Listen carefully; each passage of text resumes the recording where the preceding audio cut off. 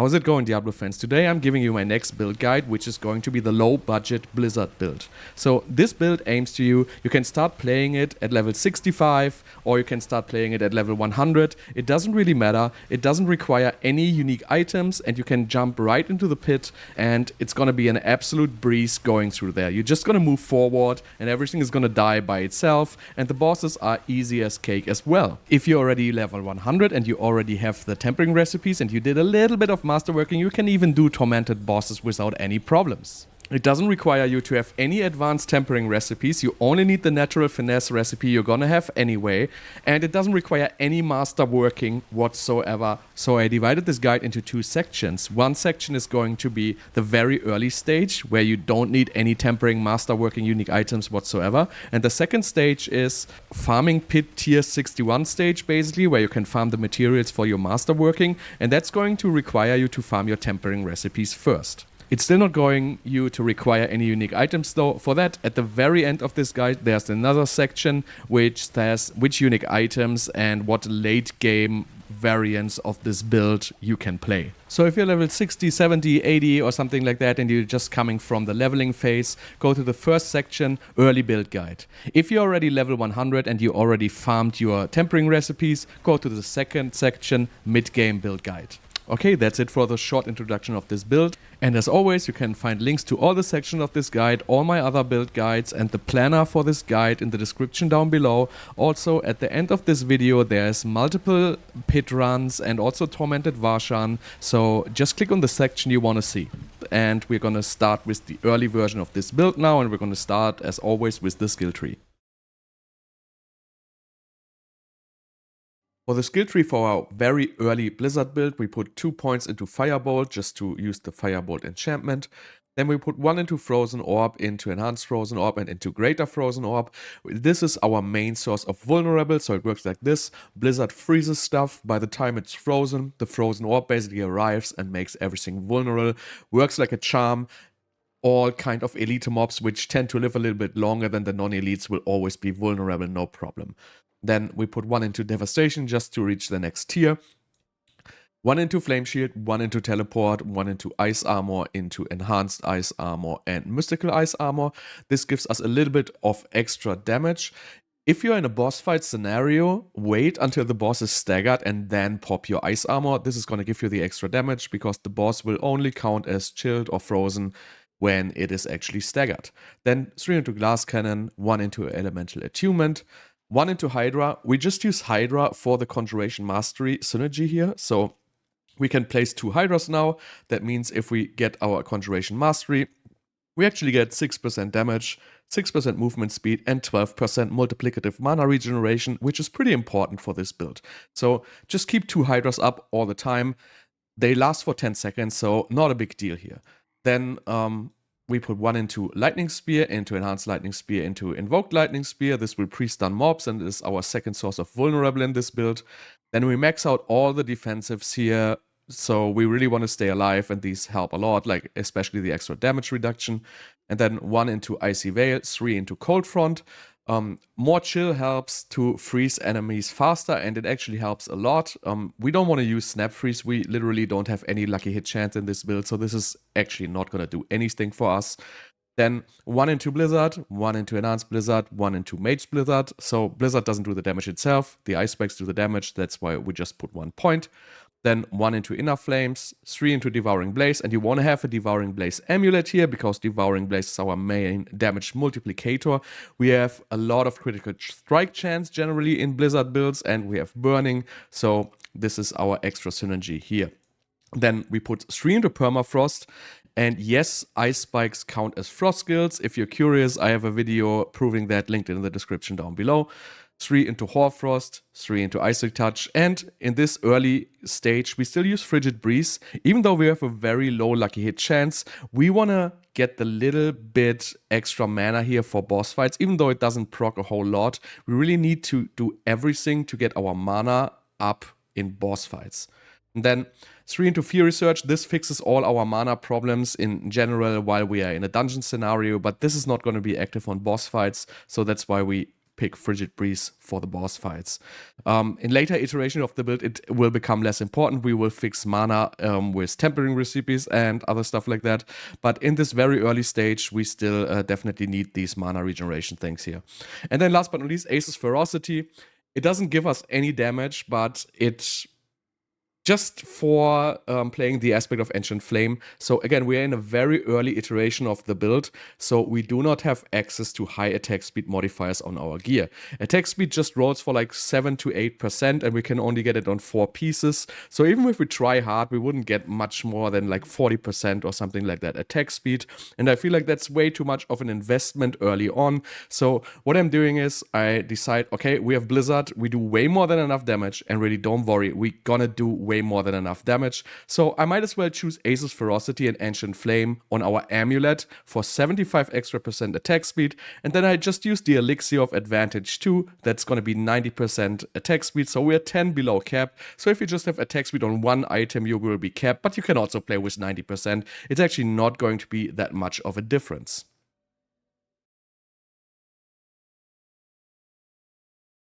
For the skills, this is pretty simple. Lightning Spear to apply vulnerable and pre-stun stuff. Teleport to teleport. Flame Shield helps a lot with the shadow clones of the bosses at the end of the pit. Hydra, we want to keep up 2 Hydras all the time just to abuse the Conjuration Mastery. The damage of them doesn't really matter, but they last for 10 seconds, so you just have to recast them once in a while, and they give you a nice little bonus with the Conjuration Mastery here. And then Blizzard, obviously our main damaging spell. Then Ice Armor helps with keeping barrier up and also gives us a nice damage buff if you use it in the right time. So if we're in a boss fight, for example, you want to wait for the boss to be staggered and then pop Ice Armor to get the extra damage bonus, because it only works against frozen enemies and only staggered bosses count as frozen. Then Frozen Orb Enchantment, this is one of our main sources of vulnerable in this build, and since we are running max attack speed, this procs like way more than enough. Blizzard will usually freeze everything, and after that it's gonna be hit by Frozen Orb and gonna be made vulnerable instantly. And then last but not least, Firebolt Enchantment. This is classic in Blizzard builds. You always want to abuse critical strike chance as much as possible because Ice Spikes have 20% extra critical strike chance naturally, so you definitely need to play Firebolt Enchantment and Devouring Blaze.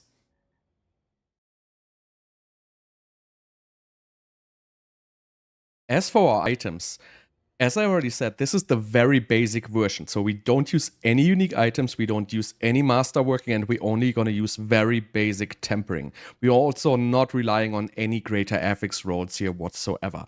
So the most important thing for us here is mana regeneration. Blizzard is crazy mana hungry, and since we don't have any uniques to fix this, like Ring of Starless Skies or stuff like that, we need to focus solely on mana regeneration. We're not going to have a damage issue, we just want the mana. That's why, first of all, we want to have the mana per second stat on all possible items. So on our helmet, we basically want intelligence, mana per second. For our aspect, we use the Snow Guards aspect for 30% damage reduction. Pretty obvious, right? Then our chest piece. Again, intelligence, mana per second, armor. We need 2 armor rolls on our gear. We want to reach the armor cap 9.35k. We don't have tempering for armor available. As I said, we don't do any tempering, so we need to get the armor roll stats on our gear actually. And we put on the Ever-Living aspect for another damage reduction. Everything which is going to live is going to be vulnerable anyway, so this is another 25% damage reduction right there. Then next, gloves. What do you want to have? We want to have intelligence. Ideally, you want to have attack speed or critical strike chance, and then you want to have resource cost reduction. For the tempering, again, ignore the barrier generation. We just put natural finesse, just 1 damage stat here. Damage to crowd control is good, damage to distance is good, damage to close is good, damage is good. Any damage stat will do. So this is the very basic tempering we do. Nothing but natural finesse here. And we put in the aspect of the Frozen Tundra. This gives our Ice Spikes a little bit more explosion radius, which is actually required in a dungeon scenario. I know there's a lot of build guides not using this instead of putting a damage aspect, and that is only for bossing. So if you're only doing bosses, you switch Frozen Tundra for a damage aspect. If you're running dungeons, you always run Frozen Tundra. No matter what anybody else tells you, run it. You will regret if you're not running this aspect. Then for our pants, we use the Undying. Undying is really nice. It gives us nice life regeneration. It's totally annoying to chuck potions all the time. So Undying really fixes that. And again, for stats, we just want to have intelligence and armor and life, for example. The third roll doesn't even matter, but we need the second armor roll here. And then on our boots, we use Aspect of Shared Misery. This is going to spread our crowd control. Even though it's lucky hit, it still does quite a bit. And then again, we want to have intelligence, mana per second, movement speed. And this is the second basic temper we use, is the movement speed temper. If you don't have the movement speed temper, you know what? It's not going to be game breaking. You're just going to be a tiny bit slower, but you know, you're still going to do just fine. Then for our weapon here, resource cost reduction. I know I have a greater affix on here, but it doesn't matter all that much. Basically, just get resource cost reduction everywhere you can do it. So you want to have intelligence, maximum life, resource cost reduction, and then again, basic damage temper, right? So damage to distant is a great temper. And then we put our Glacial Aspect on our two-handed weapon. That's very important. We don't play Amulet anymore because it is now based on weapon damage, and the weapon now is a two-handed weapon. This is important. We used to play Wand and Focus. We're not doing this with Blizzard anymore since we will lose a lot of damage by just choosing the lower damage weapon, which is the Wand, because the aspect now scales with weapon damage. So we want to put our Glacial Aspect on our two-handed weapons. That's the most bang we can get for our buck here. For our amulet, the only important stuff we want to really get here is Devouring Blaze ranks. Percent intelligence is a nice roll. You can also get attack speed or critical strike chance on here, or resource cost reduction. It's all fine. We don't really need the life rolls in this stage of the game anyway, so better would be one with resource cost reduction here, for example. Then again, we have the basic movement speed temper on here and just a damage temper. And we use the aspect of Ancient Flame here. So I was talking about, at the very beginning, it's very difficult to get attack speed because if you have no Masterworked items, they're just going to roll with like 8% attack speed on 3 pieces. So you can get 30, maybe 40% attack speed max, and that's not going to be enough. So what we do here is we make it simple. We just accept, well, we have way more than enough damage with Blizzard. Believe me, the damage is going to be not an issue for you. So what we're going to do is we just play Ancient Flame with 75% on our amulet, and then we just need to chuck the Elixir of Advantage too for another 15%. That makes 90%. So yes, we are 10% short. So ideally, you would just need attack speed on any one of these pieces here to get to the 100% attack speed breakpoint, which we need. Then for our rings, we want to get intelligence, critical strike chance, resource cost reduction. Again, one basic damage temper. And then we go for Storm Swell for damage. And our second ring, same story, critical strike chance, resource cost reduction, maximum life, attack speed, like all these are good. And again, just the basic damage temper. And that is really our gear. And we can, as you saw, easily do the tier 50 pit with this. And you know what? If you're doing tier 50 pits, you could already have 8 masterworking on this gear. I'm just not masterworking this gear to just make the point and show how strong this build actually is without any Unix items, without any other than basic tempering. With, well, pretty much we just have aspects and a Paragon board here, right? For the Paragon board, let me say one thing before we start. So we are in the pretty early stage of the game. I have all my glyphs on level 21, but you should level your glyphs at least to level 15. You don't have to though. There's really one glyph which is very important and you have to place. You don't have to level it, but that is going to be the Stalagmite glyph, and you need to add this to your board with 40 intelligence, put it in the first board or whatever, and just use this glyph because it gives 20% extra critical strike chance for ice spikes, and this is an absolute must. Even if you're low level, you can just put it in the first board if you want and just put 40 intelligence, and as long as you have the 20% extra crit chance on ice spikes, you're going to be golden. But don't miss out on this modifier, even if you are like progressing, right? So this Paragon board is for level 100, but you can definitely progress with lower level glyphs. Just remember, get Stalagmite, period. All right, so first board, we're going to play the Winter Glyph here. Winter Glyph gives us 18% extra damage, basically, and this is like extremely strong. It doesn't really work on bosses, unfortunately, but you know, it's still good enough, I guess. And it also gives us the damage boost for like the non-fizz and the Auris boost and everything like that. Then our first board is going to be the Enchantment Master. We just pick up some non-fizz damage here and we put in our Elementalist Glyph here for another 15% extra damage. Then we move over to the Burning Instinct. This is all pretty standard boards. We just use the Tactician Glyph here to get the maximum damage to burning and damage reduction from burning. Damage reduction from burning is very strong. It's the best damage reduction we can get. And since burning is for everything which is actually gonna do damage, it's also gonna be burning. So don't worry about that. And then we just pick the damage reduction nodes here. Then let's move over to the next board. That's going to be the Frigid Fate. We pick the Frigid Fate node. Again, we're in a very low setup right now, so we only have 20% bonus on it, but you know, it's fine. And we pick up the vulnerable damage, the damage reduction from vulnerable, and we put in our exploit glyph here for more vulnerable damage. Then we move over to the next board. That's going to be the Elemental Summoner. We just put in our Stalagmite glyph here. As already said, we want to have the 20% critical strike chance. And then let's move over to the next board. That is going to be the Searing Heat. We just picked this for the glyph slot, and we use Flame Feeder here. You could use Control instead. I decide against Control because I just want to have a little bit more boss damage here. And then let's move over to the next board. That is going to be the Ceaseless Conduit. Again, just for the glyph slot, we pick Destruction with 44 Dexterity. We have a very high crit chance due to the 20% extra crit chance on Ice Spike, so critical strike damage is a no-brainer here. And then our last board is going to be the Icefall. We just pick it for the Icefall legendary node. And yes, frost skills count, ice spikes count as frost skills. I have a video in the description down below if you're interested of the proof. And this cluster, I would highly recommend to get these extra chill application nodes, so it really helps freezing stuff faster.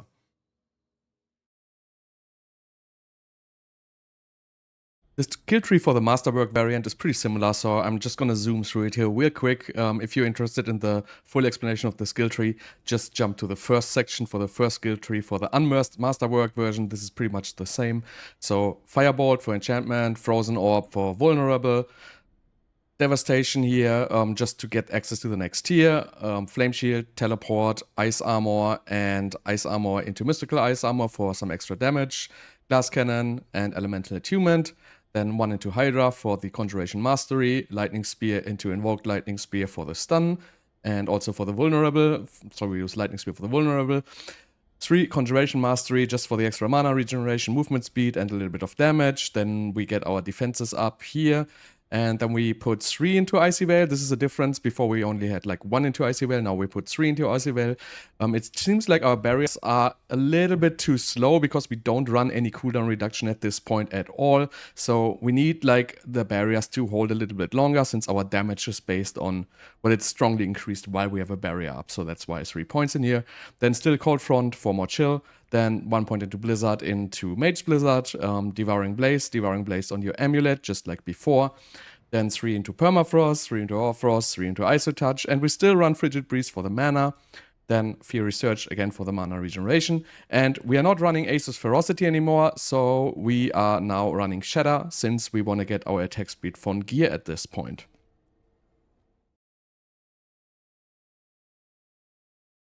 Skills are still exactly the same like the last section. If you want to get the full explanation, just jump back to the last one. So we have Lightning Spear for vulnerable and stun, Teleport for teleport, Flame Shield for Flame Shield, Hydra for Conjuration Mastery, Blizzard for main damage, Ice Armor for barrier and extra damage, Frozen Orb Enchantment for vulnerable, and also to apply Firebolt Enchantment and Firebolt Enchantment to get burning synergy.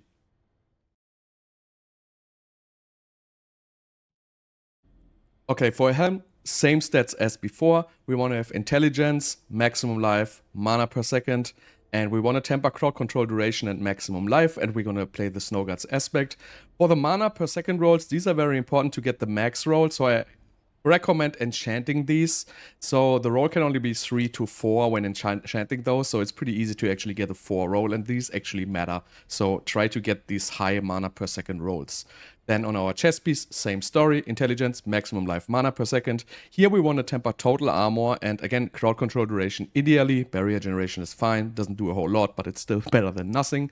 and we play Ever-Living Aspect. So why do we want to have 1 total armor % roll here? Well, we want to get 9.35k armor, so we need this tempering roll, and it's less expensive than, for example, using the maximum life stat on gear for that.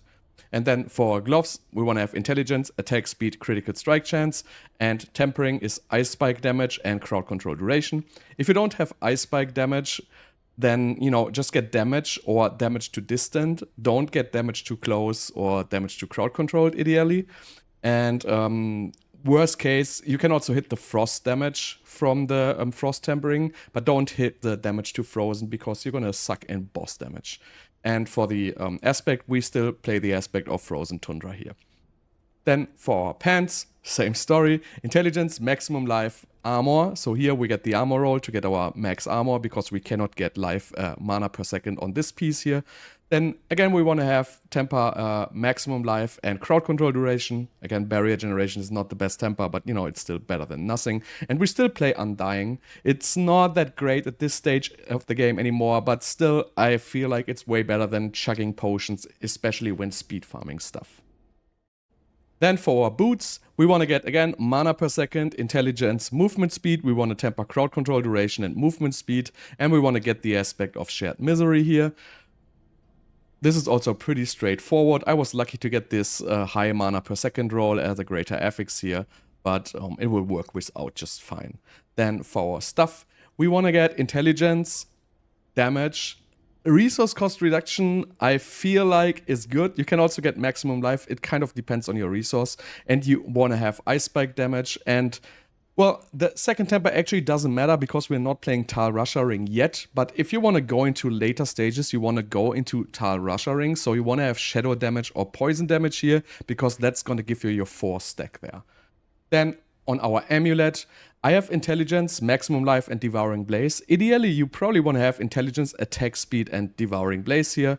Tempering, again, ice spike damage and movement speed. Movement speed is bad. You want to have a resource cost reduction temper here. If you have the resource cost reduction temper on your amulet, you can probably get rid of the resource cost reduction on your stuff here. But it seems like once you tempered like into movement speed, you cannot retemper it. So you have to stay within the current tempering category, or however you want to say that. So I really don't have a better amulet here. So the movement speed temper is definitely not ideally here. Definitely go for resource cost reduction there. And then for our rings, we want to have attack speed, critical strike chance, and intelligence. Then you want to temper, again, ice spike damage and resource generation. So I was really lucky to hit this double attack speed, and it's also a greater affix. So this is like a very, very good piece. And we want to put the conceded aspect on there. And then for our last ring, again, intelligence, attack speed, critical strike chance would be the best. Temper is ice spike damage and resource cost reduction, and we want to play aspect of shredding blades for more vulnerable damage here. So that's pretty much the gear. Again, you might also want to have attack speed on your amulet. It depends on the breakpoints you can reach. It's pretty hard to reach the attack speed breakpoints you want. So if you look at mine right now, I'm only at 45%. I get another 15% from the elixir, so I'm at 60. So I'm actually missing 40% attack speed. You could get better tempers, right? So I could get more attack speed on these. I could get attack speed on this. So, but you know, you probably can reach like somewhere around 60%, maybe 65% attack speed without actually wasting an affix. So I guess that's pretty much all right at this stage of the game without using like uniques or anything. And this is like, the attack speed is way more than enough for farming the T61 Pit and also doing the Tormented bosses, no problem. We also didn't change anything in the Paragon board, so just jump back to the last Paragon board if you want to. The link is in the description down below. So I want to quickly talk about the late game potential of this build, because I'm actually not going to push this to late game because I want to move on to other builds. So the late game for this build pretty much looks as follows. We're going to add unique items, which are obviously going to be Asus boots and also the Tal Russia ring. And then we're probably going to add Andariel's Visage, because that's going to give us life leech and we need that to sustain. There's a possibility to combine that with temerity, so you can get a huge barrier from the life leech of Andariels, and that might make us able to stay alive at the very high tier bosses. But the bosses are already starting to one-shot me at like level 70, so these are really scaling. So I assume you can get like somewhere around level 120 maybe-ish. I don't know, it's like all based on assumptions at this point, but that is going to be the gear you want to go. And then you want to go more damage reduction from Paragon, you want to get all the maximum life rolls on your gear, you need obviously very good crit and attack speed rolls on your gear, and then it will just scale. So you're probably gonna reach somewhere around 10 million hits for the ice spikes, I would assume, maybe a little bit more. Maybe you can fix resource with Ring of Starless guys, that's a possibility. So there's definitely an quote-unquote endgame variant of this build, but it's not going to be exceptionally strong. I feel like Sorceress is not, like Season 4 is not the season of the Sorceress, because the very high bosses is just something we cannot deal with. We cannot hit in the billions, so this is something which is just not for Sorceress. Sorceress is great for speed farming, for the mid tiers, for the lower end tiers, but I highly doubt that we're gonna beat like 150 plus pit bosses on the Sorceress, unless there's something which is like really crazy in damage which hasn't been discovered at this point. So anyway, that's just like an outlook for the late game if you really want to go push forward with Blizzard. I basically use it as a farming build to get my materials, to do masterworking for other builds, because it's a really relaxed build and really easy to farm, and that's what I'm using it for. So that's pretty much it for this video. Thank you so much for watching, and everything following now is the full pit runs for, I have one for level 75, so you can see it still works on level 75 even without the uniques. There's one full pit run for level 50, one for level 61, which is going to be the farming state. So basically level 61 is a good state to farm, because for every level you just get one extra material, but you get 20 for the level 61. So if you can farm level 61 very fast, that's a very good level to, you know, farm your masterworking materials on. And then I also have the Tormented Varshan for you at the very end. So again, thank you so much for watching. Stay tuned for more guides. I see you guys next time.